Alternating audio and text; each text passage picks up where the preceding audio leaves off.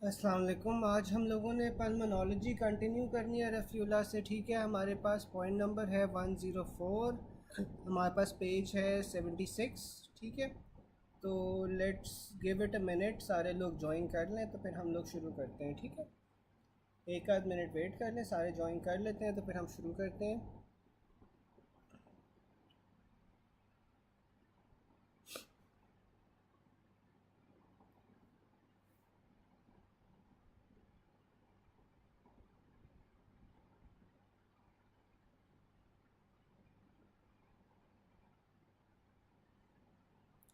अच्छा जी, हमारे पास 104 में वो पहला जो पॉइंट है वो कहता है कि a rock crusher develops hilar lymphadenopathy on biopsy birefringent particles.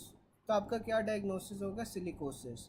अभी हम लोग सारी चीज़ें पढ़ लेते हैं, लेकिन रॉक क्रशर में देखो, जो रॉक क्रशर्स होते हैं, स्टोन कटर्स होते हैं, या जिनका सैंड के साथ ताल्लुक़ होता है, उनके अंदर हमारे पास कॉमनली सिलिकोसिस होता है। ठीक है, अच्छा, अब सबसे पहले हमारे पास एस्बेस्टोसिस आ रहा है। एस्बेस्टोसिस का हमने कल भी थोड़ा सा पढ़ा था कि जो एस्बेस्टोसिस होता है वो हमारे पास शिप बिल्डिंग में होता है, रूफिंग में होता है, प्लम्बिंग में होता है। ठीक है ना?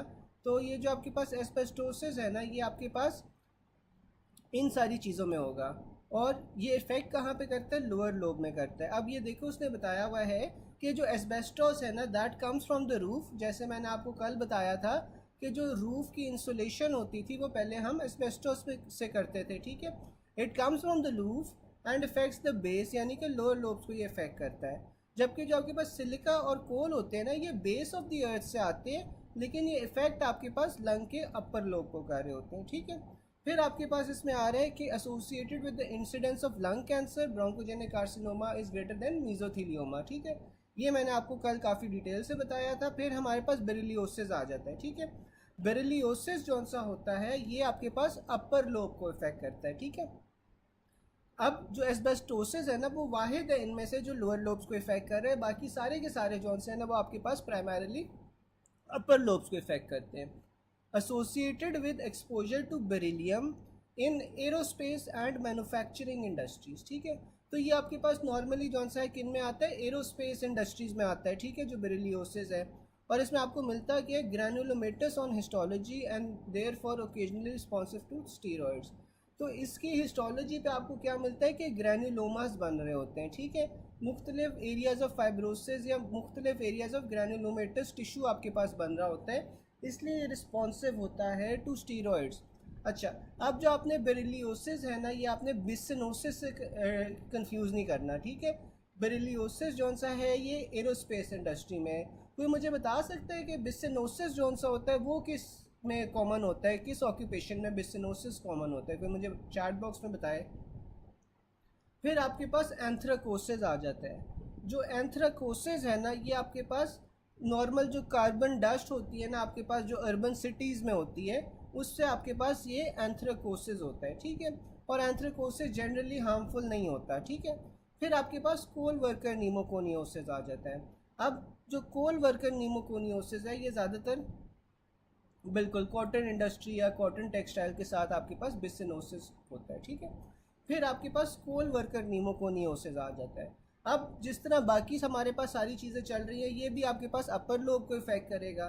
ठीक है, और ये आपके पास क्यों होता है? Inhalation of coal dust. ठीक है, which contains both carbon and silica, also known as black lung disease. ठीक है, तो ये आपके पास जो कोल वर्कर नीमोकोनियोसिस है, ये नॉर्मली कोल वर्कर्स के अंदर होता है। एसोसिएटेड किसके साथ होता है? इनहेलेशन ऑफ कोल डस्ट के साथ। इसमें आपके पास, इसे आप ब्लैक लंग डिजीज़ भी कहते हो, क्योंकि इसमें आपके पास जो लंग्स हैं वो काले हो जाते हैं बिकॉज ऑफ कोल डस्ट। ठीक है, फिर आपके पास सिलिकोसिस आ जाता है। जो सिलिकोसिस है ये भी आपके पास अपर लिम्ब को इफेक्ट करेगा।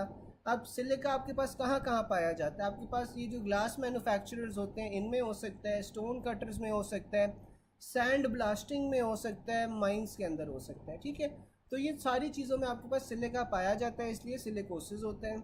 It is thought that silica may disturb phagolysosomes and impair macrophages. ठीक है, तो ये आपके पास क्या करवाता है? ये जो फेगोलाइसोसोम्स होते हैं या मैक्रोफेजेस होते हैं, जिन्होंने फॉरेन पार्टिकल्स को इंजेस्ट करना होता है, उसमें ये डिस्ट्रप्शन करवाता है, ठीक है, जिस वजह से जो फॉरेन पार्टिकल्स हैं वो इंजेस्ट नहीं हो पाते, और इसमें जो सिलिकोसिस होता है इसके बाद आपके पास जो टीबी की ससेप्टेबिलिटी होती है वो ज़्यादा हो जाती है, ठीक है। तो सिलिकोसिस वाले मरीज़ों को आपके पास टीबी होने के चांसेस बढ़ जाते हैं।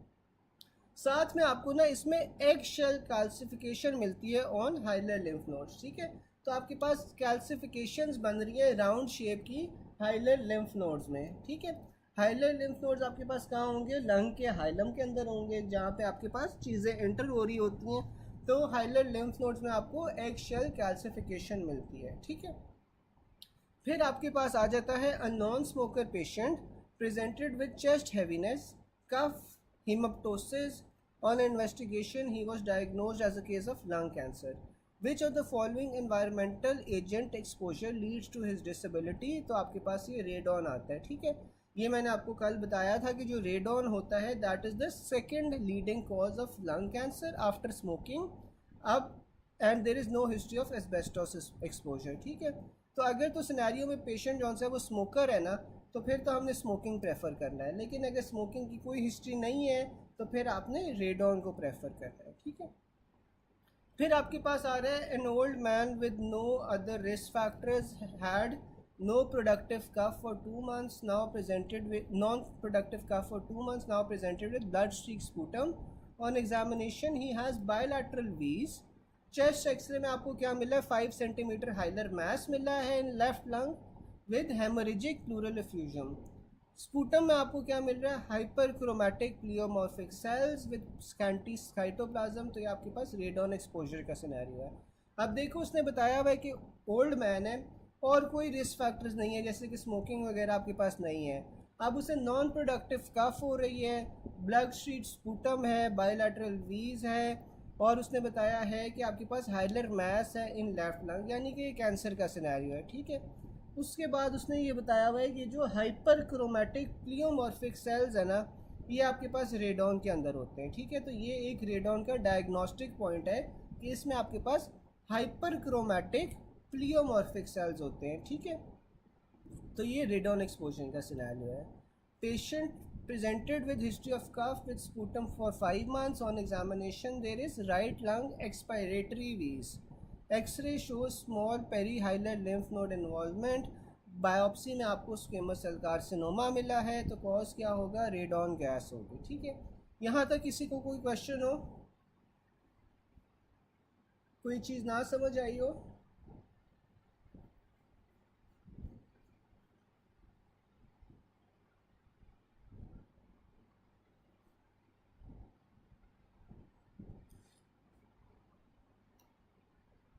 अच्छा, उसके बाद ना हमारे पास एस्बेस्टोसिस आ जाता है। अब जो एस्बेस्टोसिस होता है, हमने पढ़ा था कि जो बाकी सारे आपके पास चीज़ें थी ना, वो आपके पास अपर लोब को इफेक्ट कर रही थी। एक एस्बेस्टोस वाहिद था जो लोअर लोब को इफेक्ट कर रहा था। तो lower lobe lesion in plumber man आपके पास क्या होगा? एस्बेस्टोस होगा। फिर scenario of patient with 5 centimetre opacity in left lower lung lobe cause is asbestosis. अच्छा यार, सारों को आवाज़ कम आ रही है? आवाज़ सारों को कम आ रही है?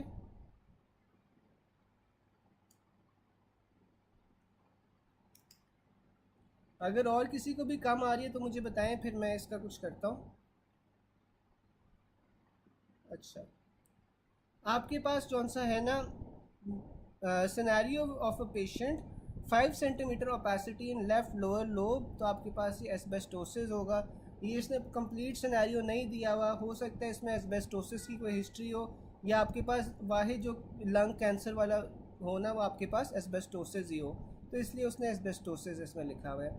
Which one of the following is related to cancer, तो आपके पास एस्बेस्टोसिस होता है। अब ये देखो कि जितने भी ऊपर उसने आपके पास दिए हुए हैं ना, ये इनमें खाली एस्बेस्टोस है जो आपके पास कैंसर करवाता है, ठीक है। फिर आपके पास आता है carcinoma is cause by which organic compound, तो आपके पास वो एस्बेस्टोस आता है। विच of the following is commonly caused by asbestos, तो आपके पास वो ब्रोंकोजेनिक कार्सिनोमा आता है। अच्छा, मैं जौन सा है ना आवाज़ का कुछ करता हूँ।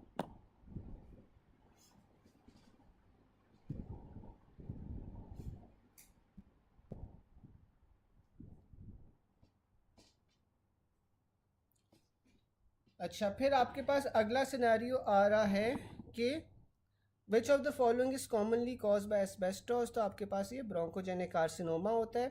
Patient works in demolition of old buildings, develop dyspnoea, chest x-ray shows diffuse interstitial fibrosis of lungs, iron stained sting and beads were also seen. तो ये आपके पास क्या है, एस्बेस्टोसिस। एस्बेस्टोसिस के अंदर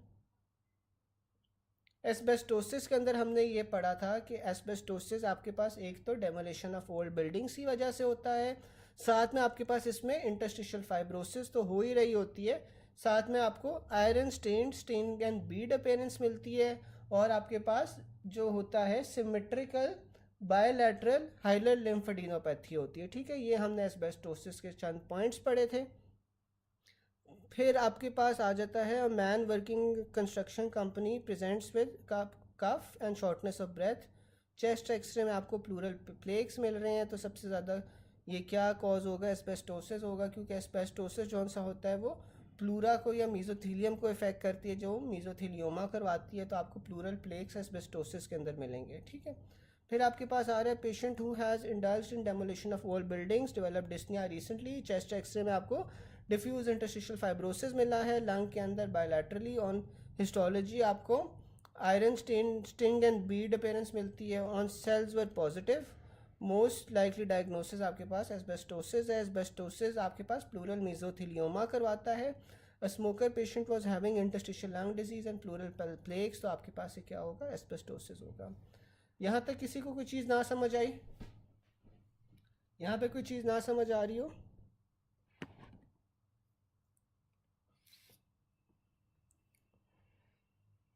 अच्छा, फिर हमारे पास ना सिलिकोसिस और टीबी आ जाता है। हमने पढ़ा था कि जो टीबी होता है ना वो सिलिकोसिस के साथ एसोसिएटेड होता है। सिलिकोसिस में क्या होता है, आपके पास जो एबिलिटी होती है फेगोलाइसोसोम्स की या मैक्रोफेजेस की, वो इम्पेयर हो जाती है, जिस वजह से वो फॉरेन सब्सटेंसेस को डाइजेस्ट नहीं कर पाते। ठीक है, तो कोल माइनिंग और सैंड ब्लास्टिंग में आपके पास क्या आ जाता है, सिलिकोसिस आ जाता है।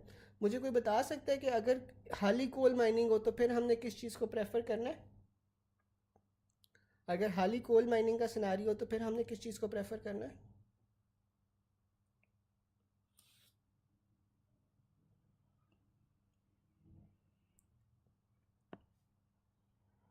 उसके बाद बिल्कुल कोल वर्कर डिजीज़ या नीमोकोनियोसिस को हम चूज़ करेंगे। ठीक है, फिर आपके पास आ रहा है silicosis is commonly seen in workers of sand blasting. ठीक है, फिर आपके पास आ रहा है a man with silicosis presented with pulmonary nodules. जो मैकेनिज्म होता है फॉर्मेशन ऑफ नोड्यूल्स का, वो क्या होता है, जायंट सेल्स की फॉर्मेशन होती है। ठीक है, और ये जो जायंट सेल्स बन रहे होते हैं इन्हें हम क्या कहते हैं, इन्हें हम एपिथेलियोइड सेल्स कहते हैं। और ये एपिथेलियोइड सेल्स किसका कैरेक्टरिस्टिक होते हैं, आपके पास फिर टीबी का। ठीक है, फिर a man inhaling silica for dust for 6 years develops cough 1 centimeter mass on x-ray, what cells may be seen, तो आपके पास वो फॉरेन बॉडी जायंट सेल्स होते हैं। ठीक है, फिर a patient working in mine presented with cough fever weight loss, on examination tuberculin test was positive with bilateral hilar lymphadenopathy. तो ये आपके पास क्या सिनेरियो आ रहा है, टीबी का। फिर आपके पास आ रहा है patient with bilateral hilar lymphadenopathy and pulmonary TB is diagnosed. He gives history of working in mines for many years. तो आपके पास कॉज क्या आ रहे हैं, ये बेसिकली टीबी हो रहा है, लेकिन टीबी का कॉज क्या आपके पास, सिलिकोसिस इसका कॉज है। ठीक है, a man working in coal mine came with history of low grade fever, dry cough, weight loss. Chest x-ray पे आपको राइट एपिकल कंसोलिडेशन मिलती है, मॉन्टॉक्स टेस्ट पॉजिटिव है, ESR 90 है। तो ये आपके पास किस चीज़ का सिनेरियो है, टीबी का। ठीक है, मॉन्टॉक्स टेस्ट मैंने आप लोगों को बताया था ना कि वो टीबी के लिए करवाते हैं, इसे वो ट्यूबरकुलिन स्किन टेस्ट भी कहते हैं। ठीक है, फिर आपके पास आ जाता है workers digging deep into the earth crust commonly presents with pulmonary fibrosis. This is likely to due to abundance of which in the earth crust, आपके पास वो सिलिका हो जाता है। A 40-year-old mine worker admitted with complaints of progressive breathlessness, cough, night sweats and weight loss for 2 months। Chest x ray में आपको hilar lymphadenopathy मिल रही है, ट्यूबरकुलिन स्किन टेस्ट पॉजिटिव है। तो ये आपके पास क्या डायग्नोसिस है, सिलिकोसिस का। वैसे आइडियली तो यहाँ पे हमें टीबी को प्रेफर करना चाहिए, लेकिन टीबी आपके पास ऑप्शन में नहीं होगा, तो इसलिए हम सिलिकोसिस एसोसिएटेड विद टीबी की तरफ जा रहे हैं। ठीक है, तो इसलिए हम सिलिकोसिस की तरफ जा रहे हैं। फिर आपके पास आता है a man with weight loss and lesion in lung now presents with haemoptysis and histology shows small cells cluster morphology of neoplastic cells. तो आपके पास ये क्या है, स्मोकिंग। मुझे बता सकते हैं कोई ये किस चीज़ का सिनेरियो है कि वेट लॉस है, लीजन इन लंग है, हिमाप्टोसिस है, स्मॉल सेल क्लस्टर्स आपको मिल रहे हैं और इसका कॉजेटिव एजेंट स्मोकिंग है, तो ये किस चीज़ का सिनेरियो होगा?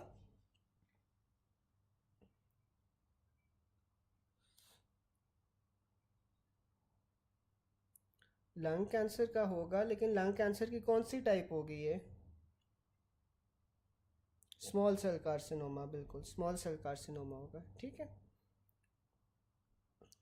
फिर आपके पास आ रहा है a coal worker presented with shortness of breath and fatigue for the past 1 month. Chest x ray में आपको प्लूरल फ्यूजन मिल रही है, नोडुलर ओपेसिटी मिल रही है, तो ये आपके पास क्या है, नीमोकोनियोसिस है, क्योंकि कोल वर्कर्स के अंदर सबसे कॉमन नीमोकोनियोसिस होता है, ठीक है। फिर आपके पास आ जाता है 105 में उसने बताया हुआ है डिसऑर्डर्स, उनकी सोर्स और उनका एंटीजन, ठीक है। तो सबसे पहले हम देख लेते हैं फार्मर्स लंग को। फार्मर लंग में आपके पास क्या होता है, इसका जो सोर्स होता है ना, ये मोल्डी है और ग्रेन डस्ट होता है, ठीक है। जो आपके पास मोल्ड वगैरह होता है वो, और आपके पास ग्रेन डस्ट, ठीक है। तो ये आपके पास जो है ना फार्मर्स लंग में सोर्स आ जाता है। एंटीजेंस में आपने ना ये ऊपर वाले दो याद रखने हैं, माइक्रोस्पोरा फीनी और साथ में एस्परजिलस फ्यूमिगाटस, ठीक है। ये आपने दोनों याद रखने हैं, माइक्रोस्पोरा फीरी और एस्परजिलस फ्यूमिगाटस, ठीक है। और ये फार्मर्स लंग करवा रहे होते हैं, ठीक है। फिर आपके पास बर्ड फैंसीज लंग आ जाता है। जो बर्ड फैंसीज लंग है, इसका सोर्स क्या है, एवियन एक्सक्रीटा, ठीक है। यानी कि जो आपके पास परिंदे होते हैं ना, परिंदों की जो एक्सक्रीशंस होती हैं वो आपके पास एवियन एक्सक्रीटा आ जाता है इसमें सोर्स। प्रोटीन्स आ जाता है, बाकी फेदर्स वगैरह आ जाते हैं, ठीक है। और इसमें जो एंटीजन है वो आपके पास एवियन सीरम प्रोटीन आ जाता है, ठीक है। फिर आपके पास बिसिनोसिस आ जाता है। बिसिनोसिस हमारे पास टेक्सटाइल इंडस्ट्रीज़ में होता है, ठीक है। और इसमें जो एजेंट है वो कॉटन डस्ट होती हैं। फिर आपके पास इन्हेलेशन या ह्यूमिडिफायर फीवर आ जाता है। जो इन्हेलेशन फीवर है ना, ये आपके पास इसका सोर्स क्या होता है, कंटामिनेशन ऑफ एयर कंडीशनिंग। और इसमें जो एजेंट होता है वो आपके पास थर्मोफिलिक एक्टिनोमाइसिट्स आ जाता है, ठीक है। थर्मोफिलिक एक्टिनोमाइसिट्स कौन सा है, वो इन्हेलेशनल फीवर करवा रहा है। और माल्ट वर्कर्स में आपके पास क्या होगा, एस्परजिलस क्लेवाटस, ठीक है। अब एस्परजिलस फ्यूमिगाटस से आपने कंफ्यूज नहीं करना। एस्परजिलस फ्यूमिगाटस जो सा है ना वो फार्मर्स लंग में था।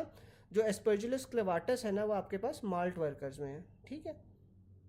अच्छा, अब इन सारी जौन सी होती हैं ना, इन सारी डिसऑर्डर्स में आपको इयोसिनोफिलिया नहीं मिलता, ठीक है। लेकिन एक आपके पास एक एक्सेप्शन होती है जो कि एलर्जिक ब्रोंकोपल्मोनरी एस्परजिलोसिस होती है, ठीक है, जिसे हम ABPA भी कहते हैं। अब ये जो एलर्जिक ब्रोंकोपल्मोनरी एस्परजिलोसिस है ना, इसमें क्या हो रहा होता है कि जो एस्परजिलस है ना उसके लिए इंसान में हाइपर सेंसिटिविटी होती है, ठीक है। तो जब आपके पास ये जो एस्परजिलस वाला एजेंट है, जो आपके पास एस्परजिलस फ्यूमिगाटस था, ये आप इनहेल कर लो और इससे हाइपर सेंसिटिविटी हो इंसान को, तो तब आपके पास जौन सा है ना ये एलर्जिक ब्रोंकोपल्मोनरी एस्परजिलोसिस होगा। इसके अंदर जो एसोसिएशंस होती हैं वो क्या होती हैं कि बंदे को पहले से एस्थमा या सिस्टिक फाइब्रोसिस में से कुछ होता है, and it causes bronchiectasis and eosinophilia, ठीक है। ये आपके पास कॉज क्या करेगा, ब्रोंकियोक्टेसिस कॉज करेगा और इयोसिनोफिलिया कॉज करेगा, ठीक है। इसमें क्या होगा कि आपके पास थिक स्पूटम होगा। थिक स्पूटम होगा तो आप वो जौन सा है ना वो बाहर की तरफ निकाल नहीं सकोगे, ठीक है। और साथ में आपको इयोसिनोफिल्स की अबंडेंस मिलेगी क्योंकि ये एक हाइपर सेंसिटिविटी रिएक्शन है, ठीक है। अच्छा, फिर आपके पास आ रहा है कि फार्मर्स लंग डिजीज़ के अंदर जो सोर्स होती है वो क्या होता है, वो ग्रेन डस्ट होती है या फिर मोल्डी है होता है।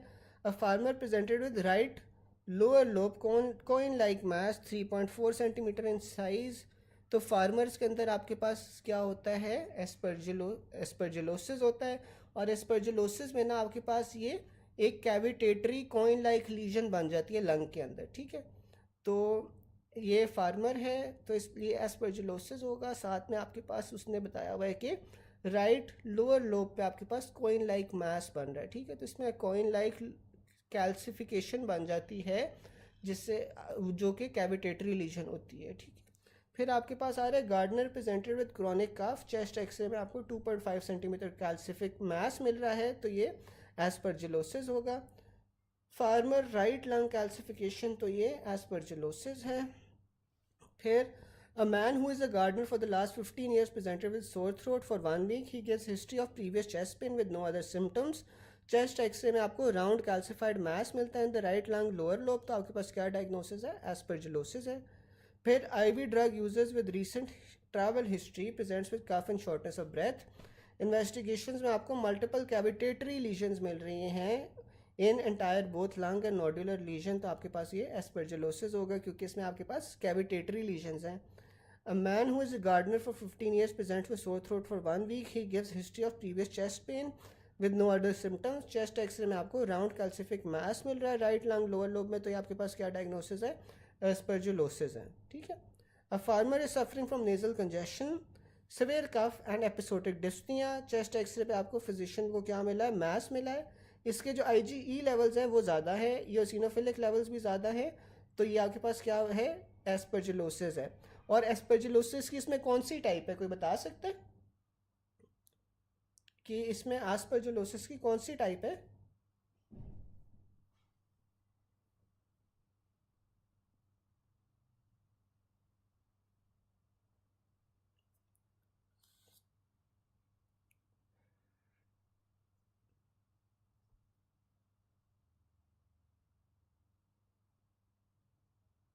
बिल्कुल, एलर्जिक ब्रोंकोपल्मनरी एस्परजिलोसिस है, क्योंकि देखो उसके IgE लेवल्स जौन से हैं वो रेज्ड हैं, ईओसिनोफिल्स हैं आपके पास, तो ये हाइपर सेंसिटिविटी रिएक्शन है, इस वजह से ये एलर्जिक ब्रोंकोपल्मनरी एस्परजिलोसिस है। A woman presented with fever, non productive cough, weight loss and expiratory episodic wheeze. Chest x ray में आपको क्या मिल रहा है? Perihilar small nodules in lung. Lab में आपको क्या मिल रहा है? IgE since the last 1 year, तो ये आपके पास क्या है? Invasive aspergillosis. फिर आपके पास आ रहा है 12-year-old child presents with cough and wheezing for the last 7 years। Chest x ray में आपको बायलैटरल ब्रोंकियोक्टेसिस मिल रहा है। ठीक है। अब ब्रोंकियोक्टेसिस हमने ऊपर पढ़ा था ना कि जो एलर्जिक ब्रोंकोपल्मनरी एस्परजिलोसिस है इसमें आपको ब्रोंकियोक्टेसिस मिलता है और साथ में ईओसिनोफिलिया मिलता है।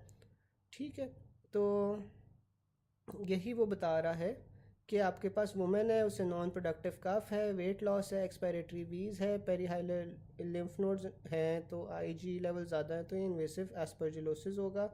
फिर आपके पास 12-year-old child with cough and wheezing for the last 7 years। X-ray में आपको बायलैटरल ब्रोंकियोक्टेसिस मिल रहा है, एक्सरे पे आपको थिक स्पूटम मिल रहा है कंटेनिंग ईओसिनोफिल्स, तो ये आपके पास क्या है? एस्परजिलोसिस है।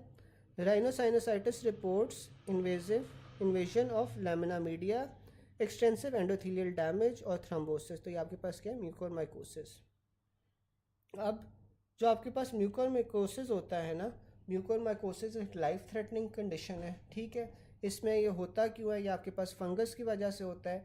इसमें आपके पास एंडोथेलियल डैमेज होता है, थ्रोम्बोसिस होता है, ये अमूमन डायबिटिक्स के साथ एसोसिएटेड होता है। ठीक है, और इसमें आपके पास जो डायबिटिक्स होते हैं उन वो इम्यूनो कॉम्प्रोमाइज़ हो जाते हैं, जिस वजह से म्यूकोरमाइकोसिस होता है। ठीक है, इसमें फिर आपके पास वाइड एंगल जौन से होते हैं वो हाइफी आ जाते हैं। ठीक है, ये सारे केसेस हैं। ये अभी आपको ना ये जो मीट वाला सेशन होगा उसमें आपने याद करवाना है, हम एक बार म्यूकोरमाइकोसिस पढ़ लेंगे क्योंकि ये आपके पास अक्सर पेपर में आता है। ठीक है, फिर है a patient has complained of chest, he has pass history of working in a textile mill for 20 years।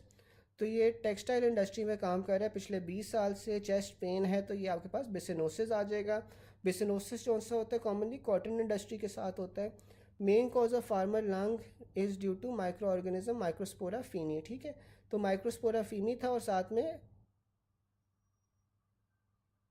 Doctor असफन, अच्छा ये मैं एक सेकंड ख़त्म कर लूँ फिर मैं आपको के आंसर्स देता हूँ।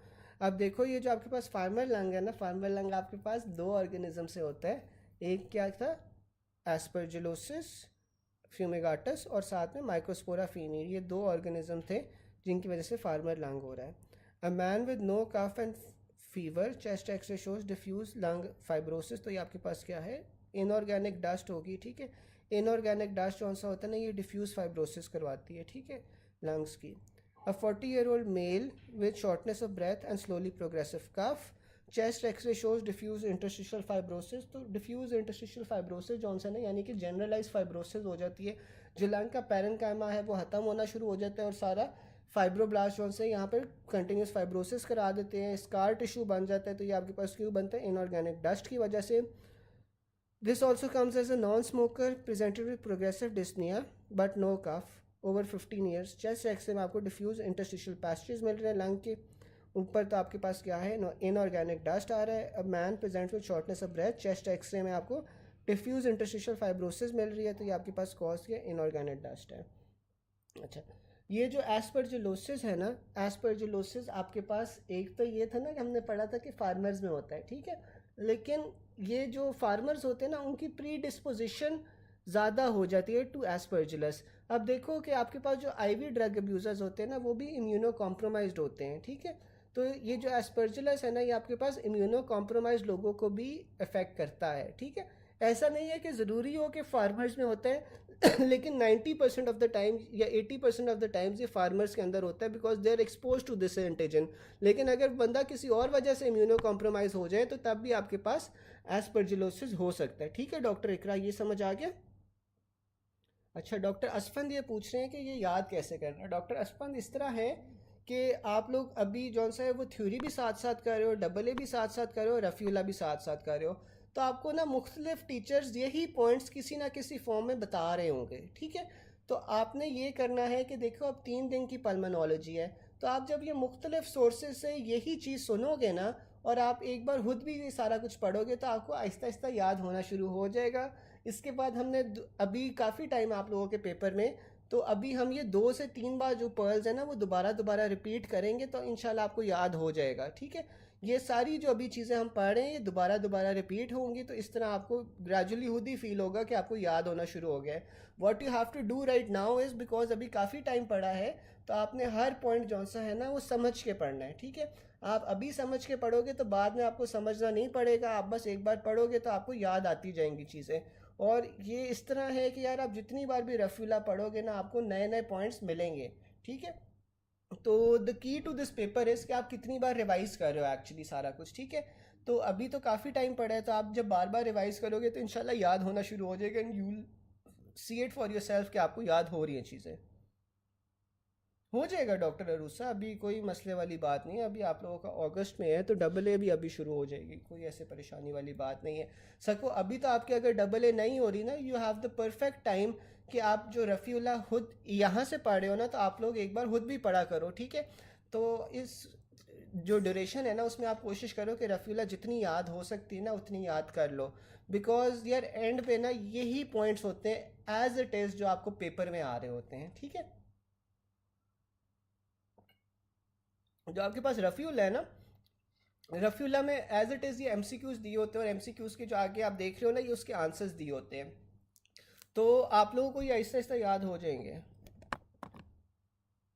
कोई परेशानी वाली बात नहीं डॉक्टर असफंद। ये जो सारी वीडियोस भी है ना, if you feel like you are lagging behind, तो ये आपके पास सारी की सारी वीडियोस जो से ना ये यूट्यूब पे अवेलेबल है, ठीक है। तो आप लोग जैसे अभी हम पल्मोनोलॉजी कर रहे हैं ना, तो आप यूट्यूब पे पीछे वाली वीडियोस देख सकते हो जो हमने पल्मोनोलॉजी ऑलरेडी कल इनफैक्ट हमारा पहला दिन था पल्मोनोलॉजी का, तो आप देख सकते हो कि हमने पल्मोनोलॉजी का क्या क्या कवर किया हुआ है। साथ में आप अपना पढ़ो तो इंशाल्लाह हो जाएगा जब बार बार रिपीट करेंगे, ठीक है।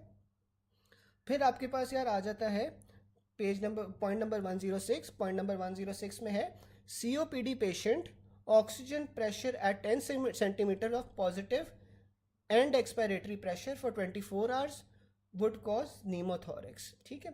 अब नीमोथोरिक्स आपके पास क्या होता है?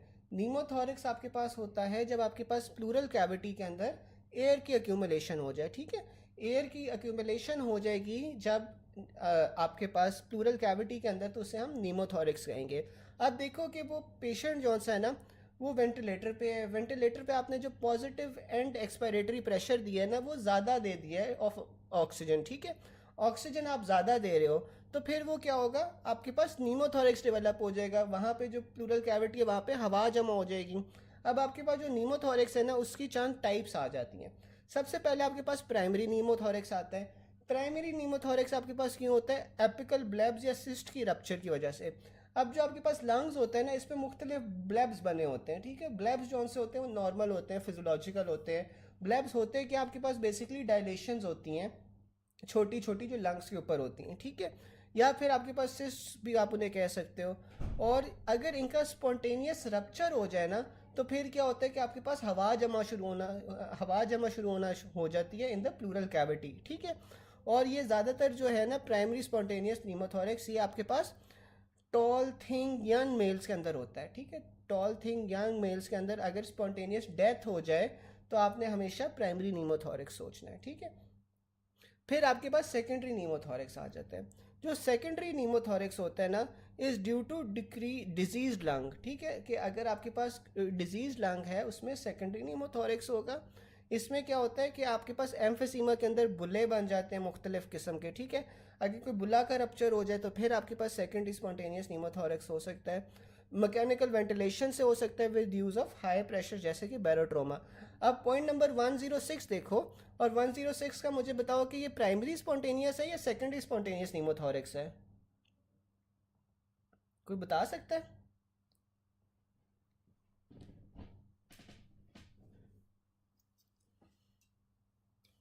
जो पॉइंट नंबर 106 है, ये हमारे पास प्राइमरी नीमोथोरैक्स है या सेकेंडरी नीमोथोरैक्स है?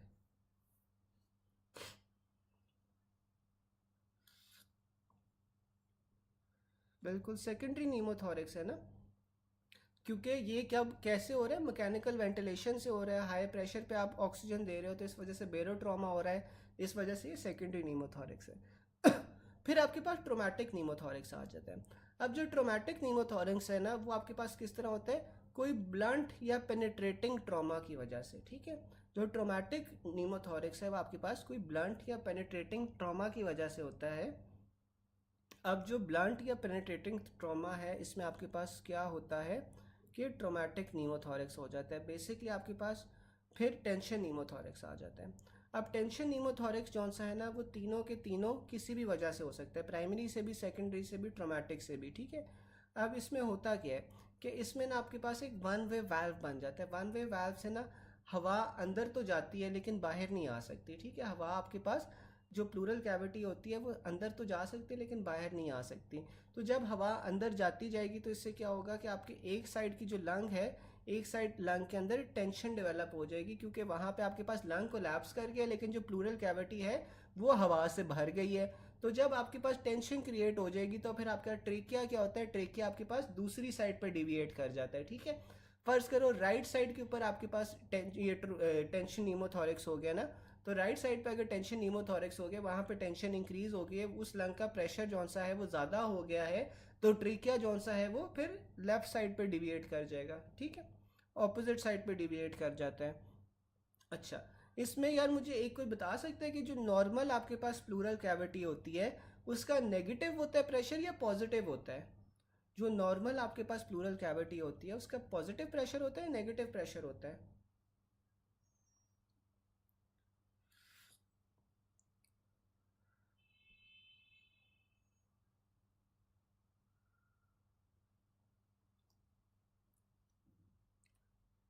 बिल्कुल नेगेटिव होता है, ठीक है। अब जो आपके पास प्रिंसिपल होता है वो क्या आपको कहता है कि जो एयर है ना वो, या कोई भी सब्सटेंस पॉजिटिव एयर प्रेशर से नेगेटिव एयर प्रेशर की तरफ जाती है, ठीक है ना। अब बाहर जो एटमॉस्फेरिक प्रेशर है दैट इज पॉजिटिव, जो आपके पास प्लूरल कैविटी है वहाँ का प्रेशर क्या है, नेगेटिव है। तो आपके पास जो हवा है ना वो बाहर एटमॉस्फेयर से आपके पास लंग के अंदर चली जाएगी। अगर कोई इस तरह पेनिट्रेटिंग इंजरी हुई है या ट्रॉमा हुआ है तो आपके पास क्या होगा, हवा बाहर से अंदर प्लूरल कैविटी में चली जाएगी, क्योंकि प्लूरल कैविटी का नेगेटिव प्रेशर है। और ये हवा कब तक जाती रहेगी अंदर आपके पास प्लूरल कैविटी में, जब तक प्लूरल कैविटी का और एटमॉस्फेरिक एयर का प्रेशर इक्वल नहीं हो जाता, ठीक है। तब तक आपके पास हवा प्लूरल कैविटी के अंदर जाती रहेगी। और जब वो इक्वल हो जाएगा तो तब फिर हवा अंदर जाना बंद कर जाएगी, क्योंकि एक वन वे वाल्व है ना, चीज़ हवा अंदर तो आ रही लेकिन बाहर नहीं एस्केप हो पा रही। ये वाली बात सबको समझ आ गई?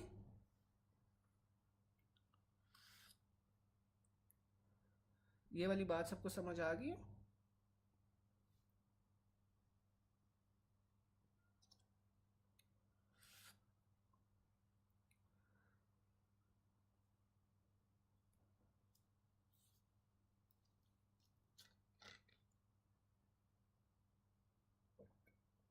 चले अब ना MCQs देख लेते हैं।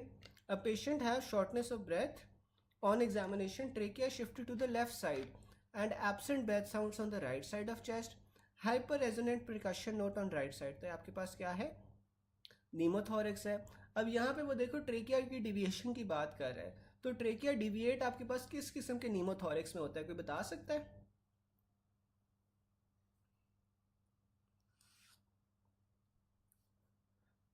ट्रेकिया की डिविएशन कौन से नीमोथोरिक्स में होती हैं out of all the above we studied? Tension pneumothorax में होता है ना, टेंशन नीमोथोरिक्स में होता है। अब एक और बात कि लेट्स सपोज कि आपके पास प्लूरल कैविटी के अंदर हवा जमा हो गई है, तो फिर आपको जो प्रिकशन नोट होगा, प्रिकशन नोट आपको कैसा मिलेगा? प्रिकशन नोट ना आपको हाइपर रेजोनेंट मिलता है, ठीक है। जब भी एयर के एक्यूमुलेशन हो जाए तो जो प्रिकशन नोट है वो आपको हाइपर रेजोनेंट मिलता है। जबकि अगर फ्लूइड जमा हो जाए, फ्लूइड जमा होने को आप क्या कहते हो? हाइड्रोथोरिक्स, ठीक है, या हीमोथोरिक्स अगर ब्लड जमा हो जाए। तो जब भी आपके पास फ्लूइड की एक्यूमुलेशन हो जाए तो तब प्रिकशन नोट कैसा हो जाता है? तब प्रिकशन नोट आपके पास डल हो जाएगा। लेकिन अगर एयर है तो एयर से आपके पास हाइपर रेजोनेंस आएगी, ठीक है। फिर आपके पास आ जाता है a man given hyperbaric oxygen for 24 hours develop dyspnoea and goes into respiratory arrest. तो आपके पास ये क्या है? स्पॉन्टेनियस नीमोथोरिक्स। और कौन सा स्पॉन्टेनियस नीमोथोरिक्स है? ये सेकेंडरी स्पॉन्टेनियस नीमोथोरिक्स है, ठीक है। फिर आपके पास आ रहा है a patient came to ER with shortness of breath and sharp chest pain on examination, no air entry on right side and hyper resonance on percussion, lung collapse inward, chest sprung outward, chest show trachea deviated to the left. तो आपके पास ये right sided नीमोथोरिक्स होगा, ठीक है। अब देखो इसमें क्या हो रहा है, लंग अंदर की तरफ कोलैप्स कर रहे हैं, लेकिन जो आपके पास प्लूरल कैविटी है वहां पे हवा जमा हुई है, तो आपके पास जो चेस्ट है वो बाहर की तरफ स्प्रिंग करेगी, ठीक है। उसके बाद उसने बताया हुआ है कि ट्रेकिया लेफ्ट पे डिविएट कर रहा है, तो आपके पास ऑपोजिट साइड पे नीमोथोरिक्स होता है, तो राइट साइडेड ये नीमोथोरिक्स होगा, और ये राइट साइडेड टेंशन नीमोथोरिक्स होगा। There is greatest chance of pneumothorax formation while inserting CVP via which route. तो अगर आप CVP को, सेंट्रल वीनस लाइन को, आप राइट सबक्लेवियन से डाल रहे हो, तो तब आपके पास ये नीमोथोरिक्स के चांसेस के फॉर्मेशन के ज़्यादा हो जाते हैं। फिर आपके पास आ रहा है the finding of pleura ruptured in pneumothorax is inward lung collapse करता है, जबकि आउटवर्ड आपके पास चेस्ट वॉल स्प्रिंग होती है। फिर आपके पास आ रहा है a man given hyperbaric oxygen for 24 hours develop dyspnoea and goes into respiratory distress. तो आपके पास क्या कॉज है? स्पॉन्टेनियस नीमोथोरिक्स, और ये सेकेंडरी स्पॉन्टेनियस होगा। रिगार्डिंग राइट साइडेड नीमोथोरिक्स, तो राइट साइडेड नीमोथोरिक्स में क्या होता है कि एटमॉस्फेरिक और प्लूरल प्रेशर इक्वल हो जाता है, और इसके पीछे मैंने आपको कॉन्सेप्ट बता दिया था कि क्यों होता है। यहाँ तक किसी को कोई क्वेश्चन हो या कोई चीज़ ना समझ आई हो?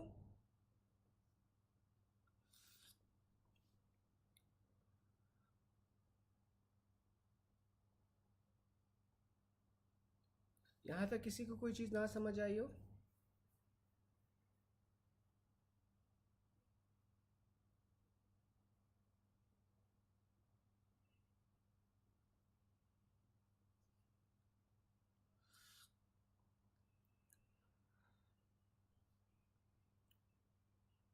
चलें फिर आपके पास आ जाता है अ 30-year-old man had road traffic accident and sustained fracture of femur.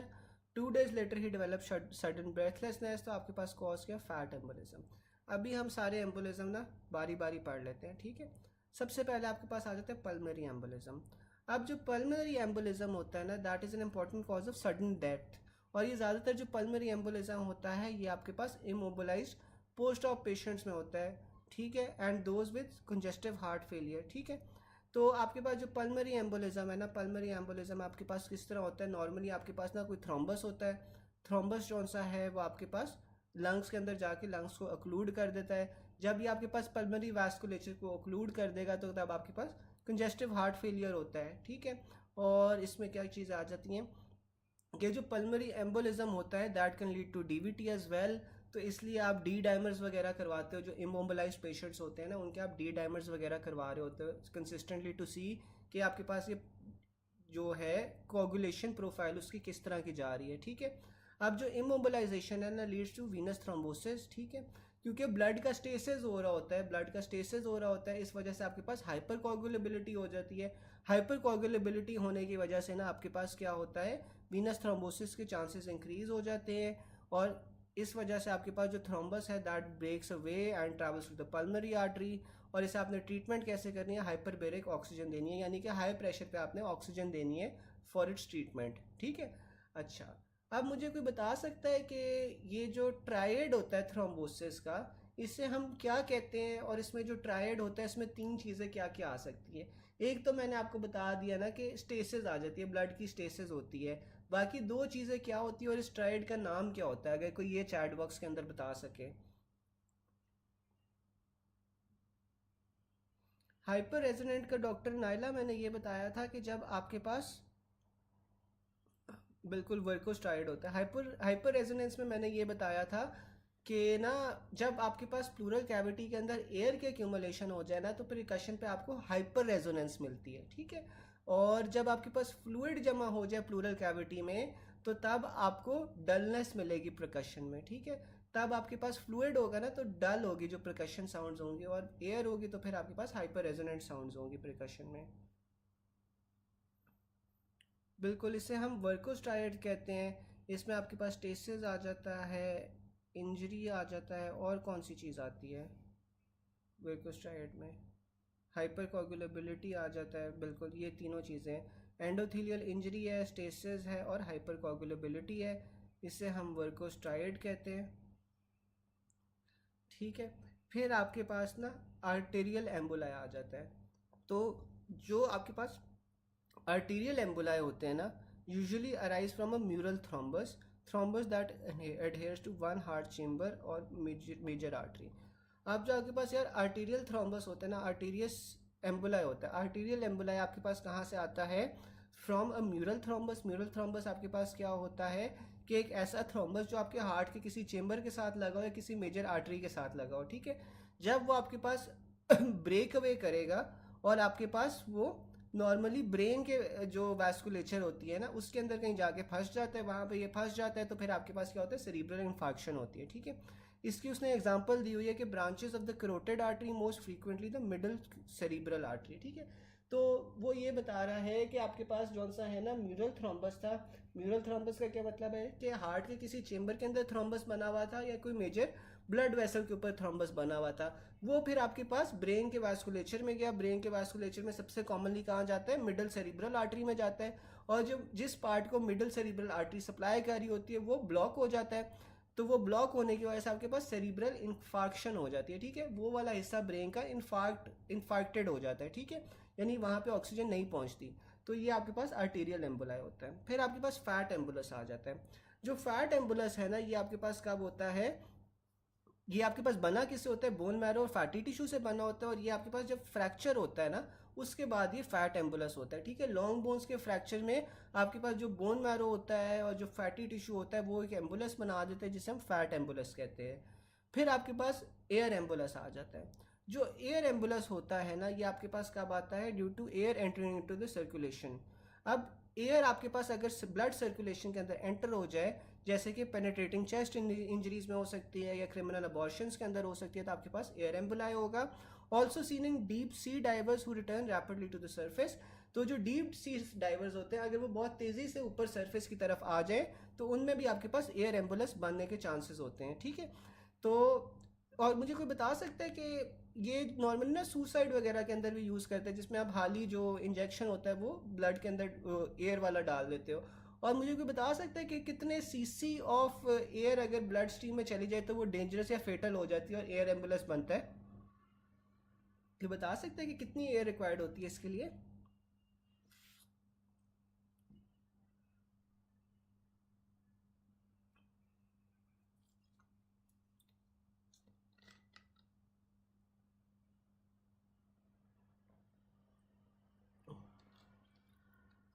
इसके लिए ना आपको 100 सीसी एयर रिक्वायर्ड होती है, ठीक है, 100 सीसी। फिर आपके पास आ जाता है कि एमनियोटिक फ्लूइड एम्बुलस। अब जो एमनियोटिक फ्लूइड एम्बुलस होगा ना ये आपके पास कब बनता है, जब आपके पास एमनियोटिक फ्लूइड ना मैटरनल सर्कुलेशन के अंदर आ जाता है, ठीक है। एमनियोटिक फ्लूइड जो सा होता है नॉर्मली जब फीटस डेवलप कर रहा होता है उसके अंदर नरिशमेंट वगैरह प्रोवाइड कर रहा होता है, लेकिन डिलीवरी या पार्चुरेशन के दौरान ना जब आपके पास प्रोलॉन्ग डिलीवरी हो जाती है या डिलीवरी के अंदर कोई मसले मसाइल आ जाते हैं, तो तब आपके पास ये जो एमनियोटिक फ्लूइड है ना ये मैटरनल सर्कुलेशन के अंदर चला जाता है, ठीक है। और मैटरनल सर्कुलेशन के अंदर जाके फिर क्या होगा कि आपके मैटरनल जो एंटीबॉडीज़ है वो उसके खिलाफ प्रोड्यूस होंगी, बिकॉज वो एमनियोटिक फ्लूइड जो है मैटरनल सर्कुलेशन के लिए फ़ौरन होगा, ठीक है। तो उसके खिलाफ एंटीबॉडीज़ प्रोड्यूस होना शुरू हो जाती हैं और फिर ये एंटीबॉडीज जो है ना एक एम्बोलाई बना देती हैं, ठीक है। यहाँ पे कोगुलेशन प्रोसेस आपका शुरू हो जाता है which can lead to DIC, ठीक है। फिर आपके पास आ रहा है easily they could be remembered as shortness of breath after fracture। तो फ्रैक्चर के बाद आपके पास क्या होगा, फैट एम्बोलिज्म होगा।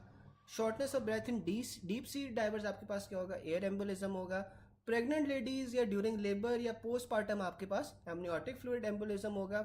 Shortness of breath on lying down तो आपके पास ये रेट्रोस्टर्नल गोइटर होगा, ठीक है।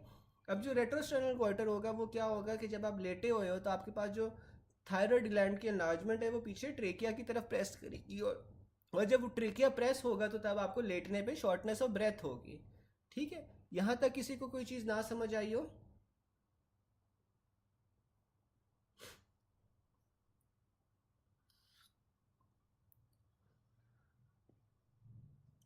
यहाँ तक किसी को कोई चीज़ ना समझ आई हो तो बता दो, मैं रिपीट कर देता हूँ या एक्सप्लेन कर देता हूँ।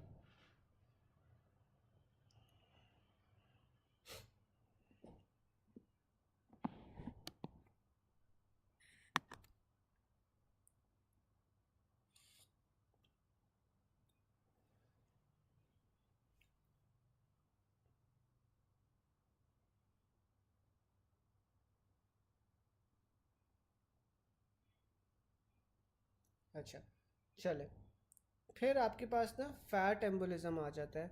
अब फैट एम्बोलिज्म के जो सिम्टम्स हैं ना वो नॉर्मली आपके पास 12 घंटे के बाद आना शुरू होते हैं, ठीक है।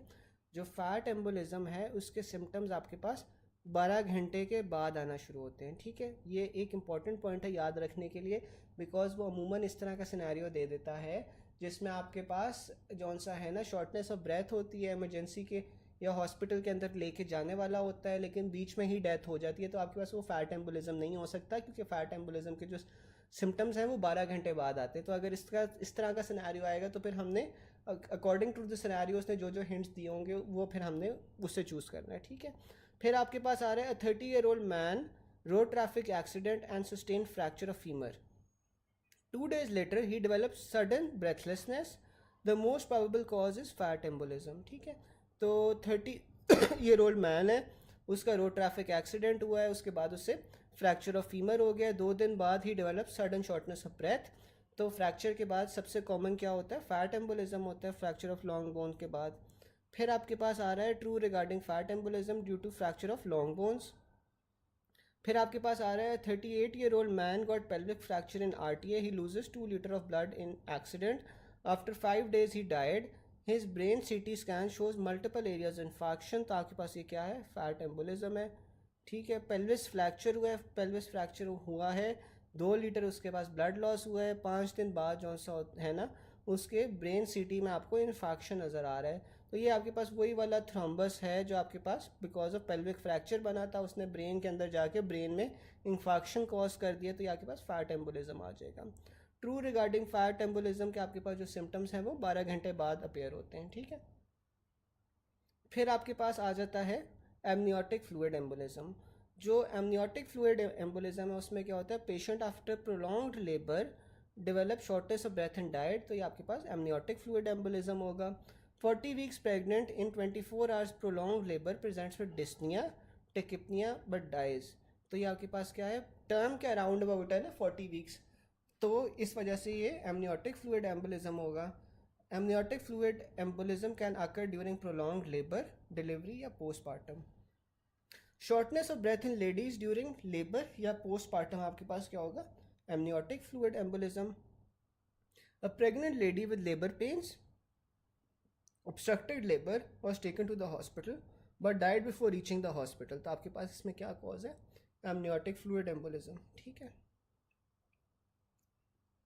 फिर आपके पास अगला पॉइंट आ रहा है, young man operated for cholecystectomy, 3 days after surgery ही develop dyspnoea, chest pain and cyanosis, तो आपके पास इसमें क्या है, पल्मरी एम्बोलिज्म है, क्योंकि कोलिसिस्टेक्टमी के बाद है ना और कोलिसिस्टेक्टमी या किसी भी सर्जरी के बाद आपके पास इमोबलाइजेशन होती है, इमोबलाइजेशन की वजह से आपके पास पल्मरी एम्बोलिज्म होता है। अ 55-year-old man non IHD patient with recent history of AFib presents with sudden unconsciousness. He is suspected to have stroke due to occlusion of cerebral artery. तो ये आपके पास मोस्ट लाइकली कॉज क्या, embolism है। अच्छा, मुझे कोई बता सकते हैं कि किस तरह का एम्बोलिज्म होगा, ये कौन सा एम्बोलिज्म होगा out of the types you studied above, ये कौन सा एम्बोलिज्म होना चाहिए?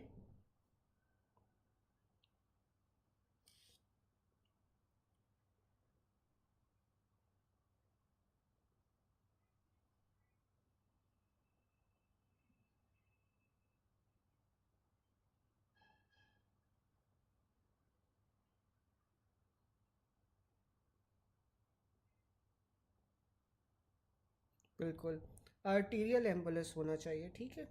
फिर आपके पास आ रहा है female taking OCPs are most likely to develop which of the following due to OCP use. वो आपके पास पल्मरी एम्बोलिज्म आता है। A diabetic lady operated for cholecystectomy comes 8 days after surgery and has developed dyspnea, sudden chest pain, hemoptysis and cyanosis।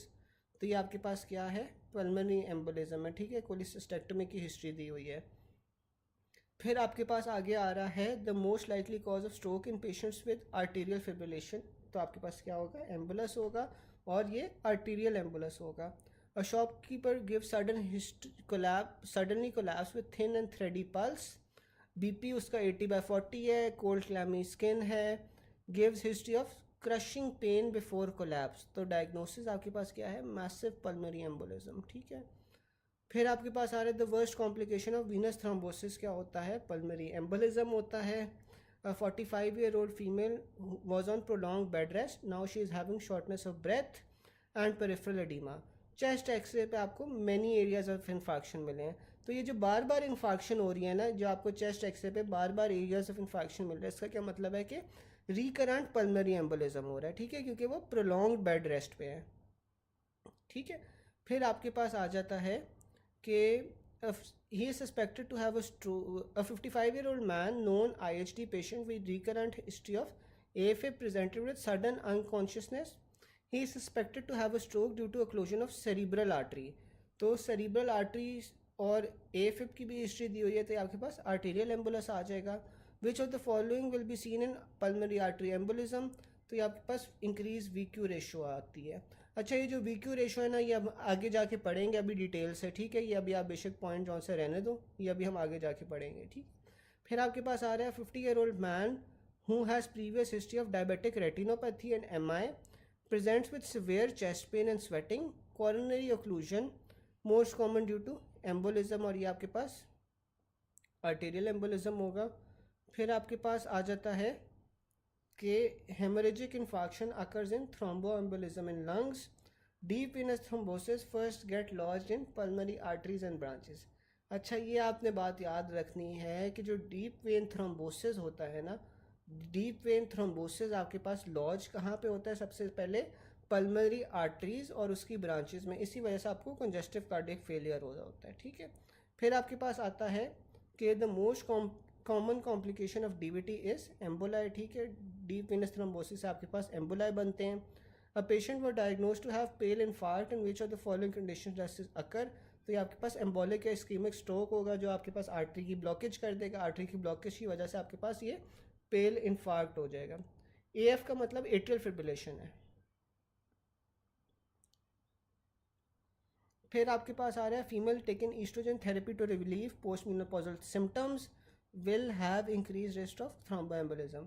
अच्छा, अब ये जो oestrogen therapy है ना, ईस्ट्रोजन जौन सा होता है ना, आपके ब्लड को गाढ़ा कर देता है, ठीक है, हाइपर कोगुलेबिलिटी करवाता है ईस्ट्रोजन, ठीक है। तो अगर इसलिए ईस्ट्रोजन थेरेपी पे है तो आपके पास जो थ्रोम्बोएम्बोलिज्म है उसके चांसेस इंक्रीज हो जाते हैं, ठीक है। फिर most fatal type of pulmonary embolism that causes extensive pulmonary necrosis, shock and death, तो आपके पास वो थ्रोम्बोएम्बोलिज्म आ जाता है। A postmenopausal woman is on hormone replacement therapy for postmenopausal related osteoporosis, तो आपके पास वो रिस्क पे किसकी होगी, थ्रोम्बोएम्बोलिज्म पे होगी। A female taken estrogen therapy to relieve postmenopausal symptoms will likely have increased risk of thromboembolism. A 55-year-old female, known case of hematological disease, admitted to the hospital with history of sudden onset of dyspnea. Echocardiography पे आपको severe pulmonary hypertension मिल रही है. What could be the best possible cause associated with her condition? तो आपके पास वो repeated pulmonary embolism है. A female patient immobilized for the past 6 weeks developed shortness of breath. She gives history of recent MI. A triangular shaped hemorrhage was seen in lungs. तो आपके पास ये क्या है? Thromboembolism है. ठीक है. फिर आपके पास आ रहा है volume of air needed to cause air embolism. तो आपके पास वो 100 cc होती है. A 20-year-old man with dyspnea on lying down, anatomical structure likely to cause this dyspnea is retrosternal goiter. The most common feature of pulmonary embolism क्या होता है कि ये clinically silent होता है. जो pulmonary embolism होता है clinically silent होता है. Capnometer is used to measure PCO2 और साथ में आप इसे एयर एम्बोलिज्म के अंदर भी यूज़ कर सकते हो. ठीक है. कैप्नोमीटर एक डिवाइस है जिसे आप PCO2 के लेवल्स मेजर कर सकते हो और साथ में आप एयर एम्बुलेंस भी देख सकते हो. ठीक है. अच्छा गाइज, यहाँ तक किसी को कोई क्वेश्चन हो या कोई चीज़ ना समझ आई हो?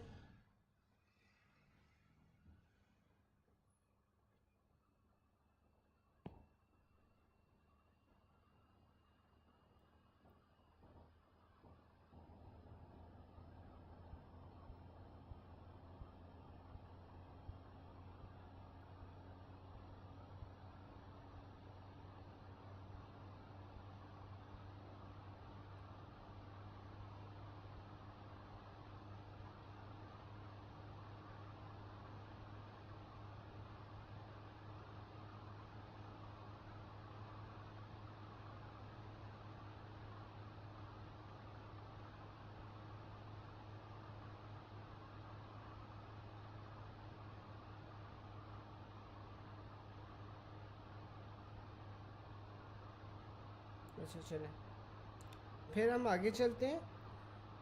A 30 weeks pregnant lady encountered fracture of femur and RTA, died after 5 days. The most likely cause of a death क्या होगी? फैट एम्बोलिज्म होगा. ठीक है. प्रेग्नेंट लेडी से ना वो आपको कंफ्यूज करना चाह रहा है कि आप एमनियोटिक फ्लूइड एम्बोलिज्म की तरफ चले जाओ, लेकिन आपने नहीं जाना क्योंकि एक तो वो प्रेगनेंसी जौन सी है ना वो प्रेग्नेंट तो है लेकिन वो अभी डिलीवरी के पास नहीं है. जो आपके पास ये एमनियोटिक फ्लूइड एम्बोलिज्म होता है ना, ये नॉर्मली तब होता है जब आप डिलीवरी के आसपास होते हो, तो आपके पास जो एमनियोटिक फ्लूइड है वो रप्चर कर जाता है. दूसरा आपके पास ये है कि उसने फ्रैक्चर ऑफ फीमर बताया हुआ है. ठीक है. फ्रैक्चर ऑफ फीमर बताया हुआ है तो इससे आपने फैट एम्बोलिज्म की तरफ जाना है. और फिर उसके बाद वो बता रहा है, उसके बाद वो ये बता रहा है कि जो आपके पास वो है ना वो डाइड आफ्टर 5 days. तो जो आपके पास एमनियोटिक फ्लूइड एम्बोलिज्म होता है ना उसमें अमूमन डेथ जौन सी होती है फौरी तौर पे हो जाती है. और लेकिन जो फैट एम्बोलिज्म है ना उसमें डेथ जौन सी है वो 2 से 5 दिन के दरमियान में होती है और सिम्टम्स आपके पास 12 घंटे बाद आना शुरू होते हैं. ठीक है. तो इसलिए we will go with fat embolism. As discussed above, here are two scenarios. She is pregnant, so she could have amniotic fluid embolism, but she also has fracture, which could cause fat embolism as well. तो उसने बताया हुआ है कि for such MCQs time would be given, and that is the trick. Amniotic fluid embolism occurs suddenly, while fat embolism takes more than 12 to 72 hours. This rule to be applied only when fracture and labor both are given in the scenario at the same time. ठीक है. फिर आपके पास आ जाता है A pregnant lady in her 3rd trimester was severely injured in RTA with left femoral head fracture and dies on her way to the ER. Sudden death है तो ये आपके पास फिर amniotic fluid embolism आ जाता है. ठीक है. फिर आपके पास आ जाता है कि note the difference. 23 weeks pregnant woman died in RTA. type of death आपके पास कौन सी होती है? fortuitous डेथ होती है. ठीक है. अब fortuitous डेथ का ये मतलब होता है कि प्रेगनेंसी में डेथ हो रही है लेकिन the cause of death is not pregnancy associated. ठीक है. तो ये आपके पास fortuitous डेथ होती है. अब ये देखो कि प्रेग्नेंट लेडी तो है लेकिन वो RTA की वजह से मरी है. ठीक है. तो RTA एक अलग से कॉज आ गया ना, तो इसलिए आपके पास fortuitous डेथ होती है. फिर आपके पास आ जाता है 30 weeks pregnant female has shortness of breath and died after 5 days. Cause आपके पास क्या होगा? पल्मोनरी एम्बोलिज्म होगा. जी वो स्क्रीन में स्क्रॉल कर रहा हूँ, वो एक्चुअली ना वो मेरा स्क्रॉल करना और उसमें थोड़ा सा टाइम लैग आता है, तो अभी आपके पास आ जाती है स्क्रीन. ठीक है.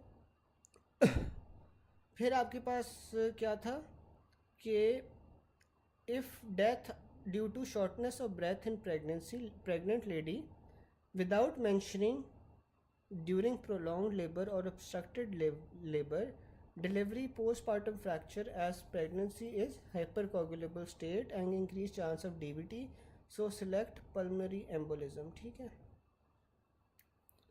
तो उसने बताया हुआ है कि 30 वीक्स प्रेग्नेंट लेडी है, उसे शॉर्टनेस ऑफ ब्रेथ हो रही है और 5 दिन बाद वो शी डाइज, तो ये आपने पल्मरी एम्बोलिज्म करना है। ठीक है, क्योंकि अगेन जो एमनियोटिक फ्लूइड एम्बोलिज्म है वो फौरी तौर पे होता है।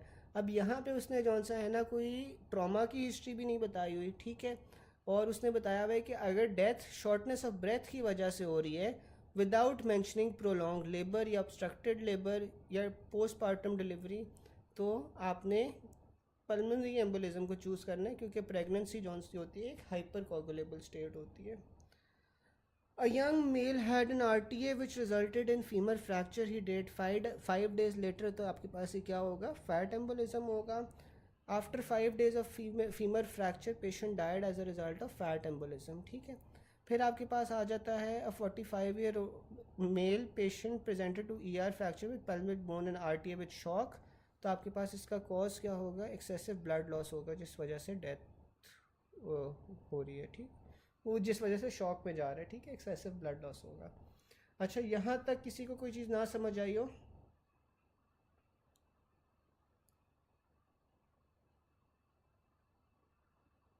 यहाँ तक किसी को कोई कन्फ्यूजन हो?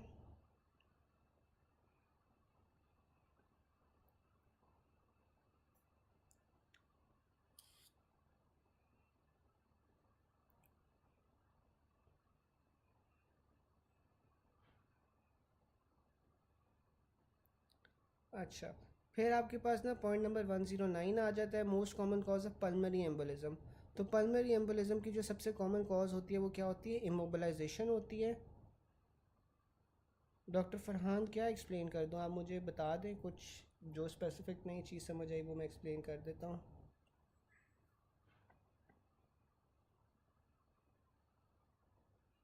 जिससे कोई चीज़ नहीं समझ आ रही मुझे बता दे स्पेसिफिक करके, मैं वो स्पेसिफाई करके मैं वो चीज़ एक्सप्लेन कर देता हूँ। Most common cause of pulmonary embolism आपके पास क्या होता है, इमोबलाइजेशन होती है। ठीक है, तो most common cause of venous thrombosis क्या होगा, prolonged immobilisation. Most common acquired thrombotic disorder आपके पास कौन सा होता है, एंटी फॉस्फोलिपिड सिंड्रोम होता है। ठीक है, अब आपके पास जो एक्वायर्ड होता है ना, वो आपके पास जो एक्वायर्ड थ्रोम्बोटिक डिसऑर्डर है that is anti phospholipid syndrome. ठीक है, अब जो एंटी फॉस्फोलिपिड सिंड्रोम है इसमें क्या हो रहा होता है कि रिकरेंट थ्रोम्बोसिस हो रहा होता है, उसके अलावा रिकरेंट आपके पास मिस कैरेज हो रहा होता है। ठीक है, तो ये आपके पास जौन सा है ना, इसकी डिटेल्स जौन सी हैं हम वो CVS में पढ़ेंगे अभी जो, और हीमाटोलॉजी में पढ़ेंगे। ठीक है, अभी आप बस इतना याद रख लो कि जो एंटी फॉस्फोलिपिड सिंड्रोम है ना, वो आपके पास एक डिसऑर्डर है जिसमें रिकरेंट अबॉर्शंस हो रही होती हैं और साथ में आपके पास थ्रोम्बोसिस हो रहा होता है बार बार। तो अगर आपके पास एक्वायर्ड थ्रोम्बोसिस आ जाता है तो आपने एंटी फॉस्फोलिपिड सिंड्रोम करना है, अगर इनहेरिटेड थ्रोम्बोसिस आ जाता है तो फिर आपने फैक्टर 5 लीडिंग करना है। इसमें क्या होता है, फैक्टर 5 की म्यूटेशन हो जाती है, फैक्टर 5 की म्यूटेशन होने की वजह से आपके पास दोबारा थ्रोम्बोसिस हो रहा होता है। ठीक है, तो अभी के लिए आप बस ये याद रख लो, फिर हम हीमाटोलॉजी के अंदर ना इसकी डिटेल पढ़ेंगे। Most devastating effect of OCP क्या होता है, थ्रोम्बोएम्बोलिज्म होता है, क्योंकि ये हाइपरकोगुलेबिलिटी करवाते हैं। एट्रियल फिब्रिलेशन, कार्डियोमायोपैथी, कैंसर, ये सारी चीज़ें जो से ना आपके पास थ्रोम्बो एम्बोलिज्म करवाएंगी। ठीक है, फिर आपके पास आ जाता है कि a female is taking hormone replacement therapy has risk of developing thromboembolism. An old man who is bedridden for a long time develops sudden shortness of breath, palpitations। तो आपके पास सबसे लाइकली कॉज क्या होगा इसमें, पल्मरी एम्बोलिज्म होगा, क्योंकि ये prolonged immobilisation है। Common feature of pulmonary embolism क्या होता है कि क्लिनिकली साइलेंट होता है। प्रोलॉन्ग्ड एक्सपोजर टू ईस्ट्रोजन आपके पास रिस्क को इंक्रीज कर देता है थ्रोम्बोएम्बोलिज्म के। A shopkeeper suddenly collapses in his shop, अच्छा, इन हिज शॉप। फिर आपके पास वीक थ्रेडी पल्स आ जाती है, suffer from massive pulmonary embolism. A 49-year-old man has pulmonary embolism that completely blocks flow to his left lung. As a result, which of the following will occur? तो आपके पास जो alveolar PO2 होती है in the left lung will be approximately equal to the PO2 in the inspired lung. अच्छा, अब ये देखो कि आपके पास ना उसने बताया कि पल्मरी एम्बोलिज्म है, ठीक है। पल्मरी एम्बोलिज्म ने क्या करना है कि जो पल्मरी वास्कुलेचर है ना उसे ब्लॉक कर देना है। अब अगर पल्मरी वास्कुलेचर ब्लॉक हो गया है तो जितनी हवा आप इनहेल कर रहे हो उतनी हवा एल्वुलाई में तो जाएगी, लेकिन आपको क्या लगता है कि अगर वेसल्स ब्लॉक है तो आपके पास जो ऑक्सीजन है वो आपके पास एल्वुलाई को छोड़ के ब्लड वेसल्स के अंदर जानी चाहिए या नहीं जानी चाहिए? अगर आपके पास पल्मरी वेसल्स जौन सी है उनकी ब्लॉकेज हुई हुई है तो हवा या ऑक्सीजन जौन सी है वो एल्वुलाई छोड़ के आपके पास ब्लड वेसल्स पे जाएंगी या नहीं जाएंगी, परफ्यूजन हो पाएगी या नहीं हो पाएगी?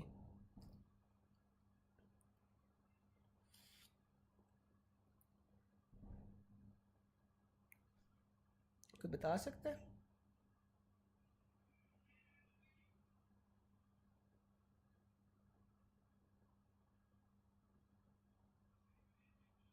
नहीं जा पाएगी ना, ठीक है, क्योंकि आपके पास वेसल्स आगे से ब्लॉक्ड है। तो फिर आपके पास जो ऑक्सीजन इनहेल्ड एयर में होगी उतनी ही ऑक्सीजन की क्वांटिटी आपके पास एल्विलाई में होगी, ठीक है। तो एक तो ये बात आ गई, ठीक है। तो इसका क्या मतलब है कि इसमें वेंटिलेशन तो हो रही है, ठीक है, क्योंकि जितनी हवा आपके पास इनहेल्ड एयर में थी उतनी ही आपके पास जौन सी है वो एल्वुलाई में चली गई है। लेकिन इसमें आपको क्या लगता है परफ्यूजन होगी? परफ्यूजन होता है कि जो ऑक्सीजन आपके पास एल्वुलाई में जा रही है, एल्वुलाई से ब्लड में कितनी ऑक्सीजन जा रही है, ठीक है। तो परफ्यूजन हो पाएगी या नहीं हो पाएगी? मैं रिपीट कर देता हूँ, नहीं हो पाएगी परफ्यूजन। तो अगर वेंटिलेशन हो रही है, परफ्यूजन नहीं हो रही, तो ये आपके पास ना वी क्यू रेशो आ जाती है। अब वी क्यू रेशो में वेंटिलेशन तो आपके पास वही होगी लेकिन परफ्यूजन नहीं हो पा रही, तो परफ्यूजन इसमें ज़ीरो हो जाएगी। तो वेंटिलेशन परफ्यूजन रेशो को क्या हो जाना चाहिए? इन्फिनिटी हो जाना चाहिए ना, ठीक है। तो इसमें जो वेंटिलेशन परफ्यूजन रेशो है वो आपके पास क्या होगी? इन्फिनिटी हो जाएगी, ठीक है ना। तो इसमें आपके पास जो वेंटिलेशन परफ्यूजन रेशियो है वो इन्फिनिटी हो जाती है। मैं दोबारा से रिपीट कर देता हूँ कि आप देखो कि आपके पास जॉनसन है उसने कहा हुआ है कि पल्मरी एम्बोलिज्म हुआ हुआ है। पल्मरी एम्बोलिज्म के अंदर आपके पास क्या हो रहा है? पल्मरी एम्बोलिज्म के अंदर आपके पास जो पल्मरी वास्कुलेचर है ना वो आपके पास ब्लॉक हो गया है, ठीक है। पल्मरी वास्कुलेचर जौन सा है आपके पास वो ब्लॉक हो जाएगा तो आपके पास जो इंस्पायर्ड एयर, आप एयर को इंस्पायर कर रहे हो, तो आपके पास वो पूरा रेस्पिरेटरी ट्री से होते होते आपके पास वो एल्वुलाई के अंदर तो जाएगी, लेकिन एल्वुलाई से वो आगे नहीं जा पा रही क्योंकि जो पल्मरी वास्कुलेचर है दैट इज़ ब्लॉक्ड, ठीक है। तो परफ्यूजन क्या होती है? परफ्यूजन होती है कि आपके पास जो एल्वुलाई में ऑक्सीजन जा रही है वो ब्लड स्ट्रीम में या ब्लड वेसल्स के अंदर उसमें से कितना प्रोपोर्शन उसका जा रहा है, ठीक है। तो परफ्यूजन जौन सी है वो आपके पास वो ब्लॉक हो गई है, ठीक है। तो परफ्यूजन है ज़ीरो जबकि वेंटिलेशन हो रही है। तो वेंटिलेशन परफ्यूजन रेशो आपके पास इन्फिनिट हो रहा है क्योंकि आप किसी भी न्यूमरेटर को ज़ीरो से डिवाइड करोगे तो आपके पास फिर इन्फिनिटी आ जाता है, ठीक है। ये वाली बात समझ आ गई डॉक्टर अयूर साहब? समझ आ गई?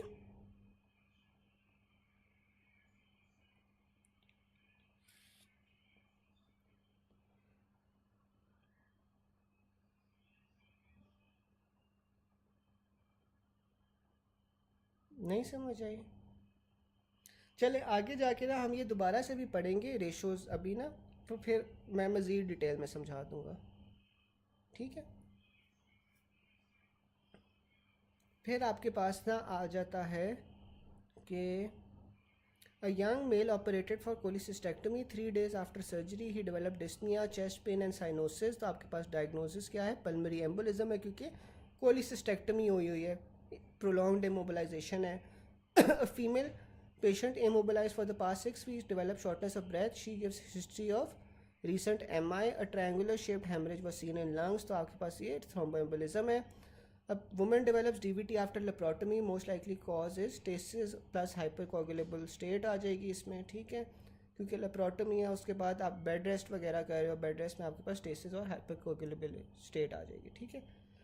फिर आपके पास आ जाता है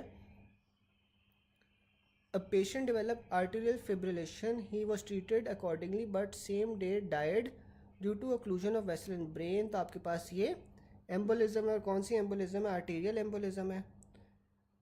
ठीक है, फिर आपके पास आ रहा है 32-year-old G4 para 2 admitted in antenatal ward at 32 weeks. History of right let swelling for 3 days. Doppler में आपको डीबीटी मिला है। डॉपलर में डीबीटी का मतलब क्या है कि वीनस स्टेसिस हुई हुई है।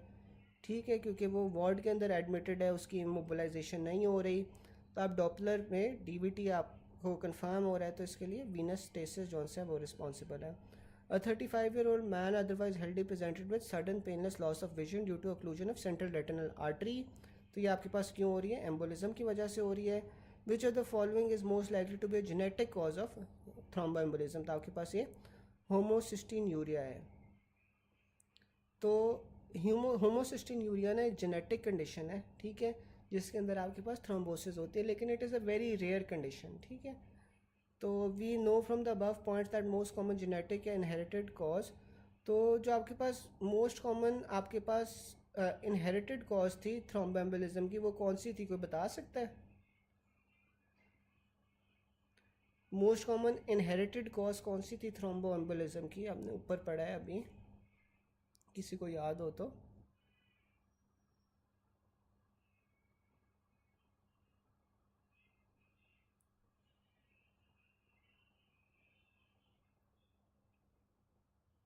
बिल्कुल, फैक्टर 5 लेडन थी ना।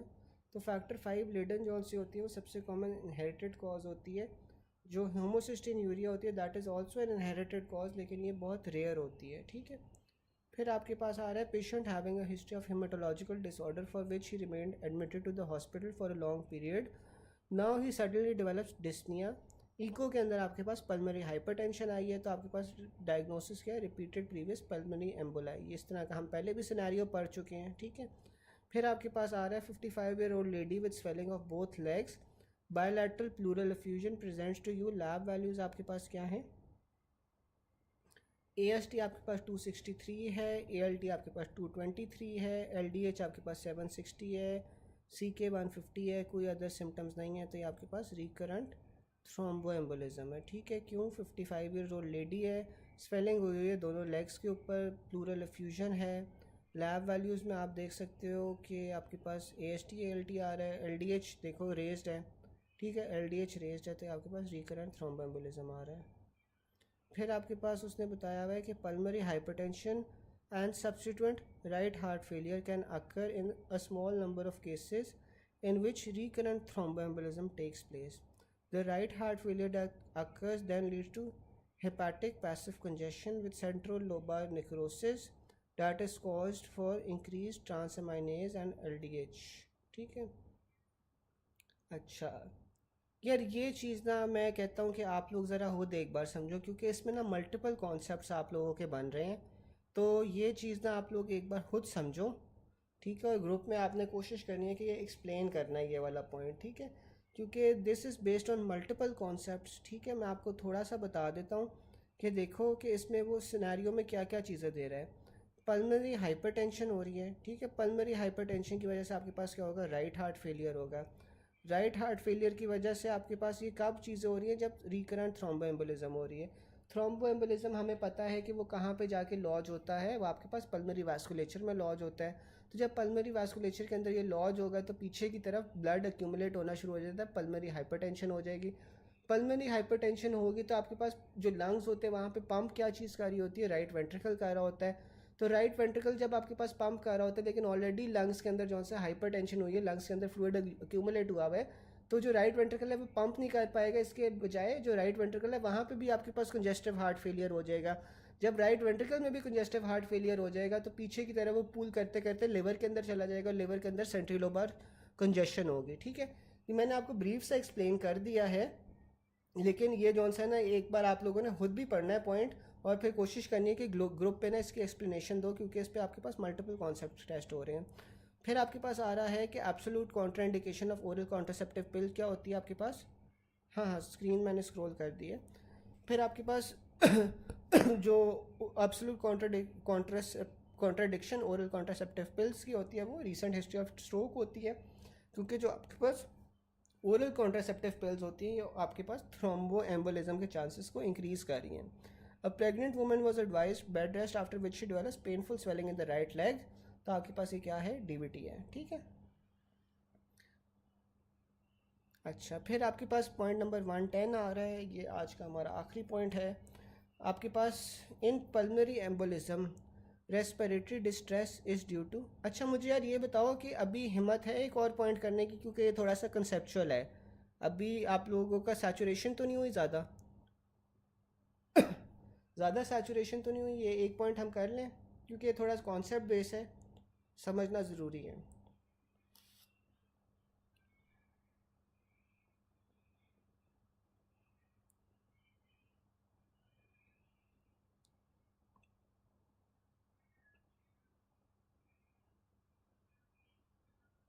अच्छा चले, अब आपके पास ना